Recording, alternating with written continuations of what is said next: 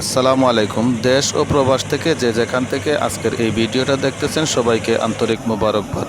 দর্শক, আজ শুক্রবার আমাদের এই হাকালুকি হাওরের ধান কাটা শুরু হয়েছে। আপনারা জানেন, হাকালুকি এই হাওরের ধান দ্বারা শুধু হাকালুকি হাওর পাড়ের এই খাবারের চাহিদা পূরণ করা হয় না, এমনকি দেশের বিভিন্ন অঞ্চলের খাবারের চাহিদা পূরণ করা হয় হাকালুকি এই হাওরের ধান দ্বারা। তো কৃষক এবছর অনেকটা আনন্দিত, যেহেতু অনেক ভালো ফলন হয়েছে। সবাই দোয়া করবেন প্রত্যেক কৃষক যেন সহি সালামতে তাদের এই ধানগুলি প্রত্যেকের বাড়িতে নিয়ে যেতে পারে। আপনারা জানেন, কোনো এক সময় এই হাওরে হাজার হাজার শ্রমিকের প্রয়োজন হতো। এখন যেহেতু প্রযুক্তির যুগ, এই প্রযুক্তির যুগে ওই গাড়ির নাম দেওয়া হয়েছে হারভেস্টার। ওই হারভেস্টার দ্বারা প্রায় 400-500 শ্রমিকের কাজ করা সম্ভব হয়।